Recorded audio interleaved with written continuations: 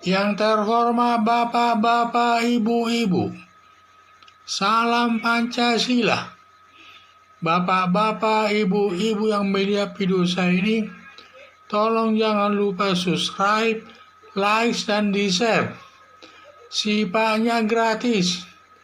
Saya akan mengomentari dengan kemajuan teknologi informasi, bangsa Indonesia bisa saling menghina agama. Sumber saya dari YouTube. Dalam kemajuan teknologi informasi, terutama komputer, YouTube, pers, media sosial, media pers dan juga media sosial dan lain sebagainya, media atau dunia maya katanya, dan pada umumnya tidak bisa dibendung. Karena kemajuan teknologi sekarang ini tidak bisa lagi dibendung, karena sudah banyak kemajuannya. Terutama kita menonton YouTube, komputer, dan lain sebagainya. Di berita dunia dapat kita ikuti di sana. Dan biasanya tidak bisa kita memblokir tersebut. Hanya petugas tertentu yang dapat memblokirnya. Jadi atas kemajuan teknologi berakibat terjadinya saling penghinaan atas agama yang dipegang dianut seseorang.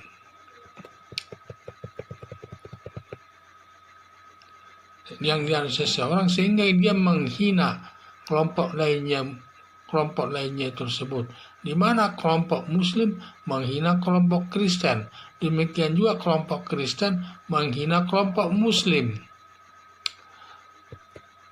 Biasanya umat Muslim menghina agama Kristen di dalam negeri, karena seperti Ustadz Yahya Waloni dan juga Ustadz Abdul Somad, sering dia menghina agama Kristen. Demikian juga Ustadz Yahya Waloni menghina agama Kristen yang menyatakan isi Alkitab itu adalah palsu dan lain sebagainya. Hampir semua ceramah Ustadz Yahya Waloni ini menghina agama Kristen. Dan juga saya lihat dalam menghina itu juga banyak yang menyenanginya, dan juga saya lihat dia menghina tersebut sudah ada yang melaporkan ke polisi, tetapi tidak berbuat polisi. Itulah yang saya lihat banyak ini.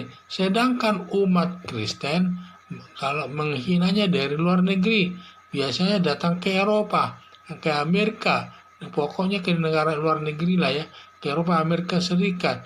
Di sana dia menghina agama Islam seperti yang dilakukan Paul Sang.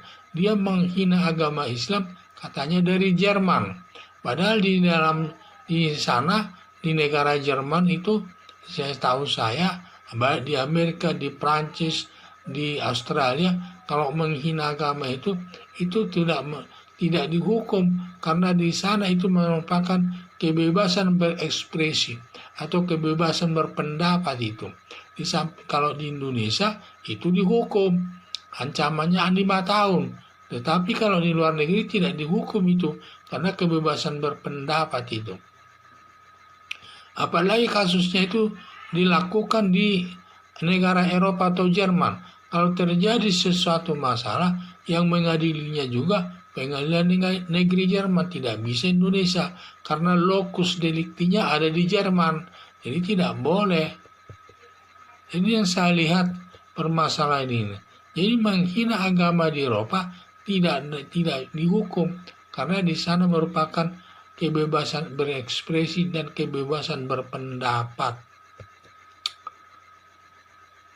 Ditambah lagi lokus deliktinya di Jerman, maka yang mengadilinya kalau ada masalahnya ada di pengadilan Jerman, bukan di pengadilan negeri Indonesia. Tidak bisa itu, karena sesama negara nanti yang bicara, karena itu merupakan kewenangan negara itu.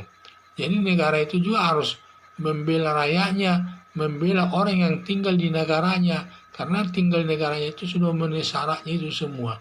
Tidak bisa ditarik perkara ke Indonesia. Makanya saya lihat, jadi karena pengadilan Jerman nanti yang menanganinya. Kalau terjadi nanti orang-orang Kristen menghina dari Eropa ke Indonesia ini, jadi mereka merasa aman di sana. Karena Kalau orang Kristen menghina di dalam negeri, tidak berani karena jumlahnya sedikit. Sehingga mereka tidak, kalau mau menghina itu, biasanya dia pergi ke luar negeri seperti Paul Sang tersebut. Dia menghina agama Islam dari Jerman. Sehingga dia aman di sana.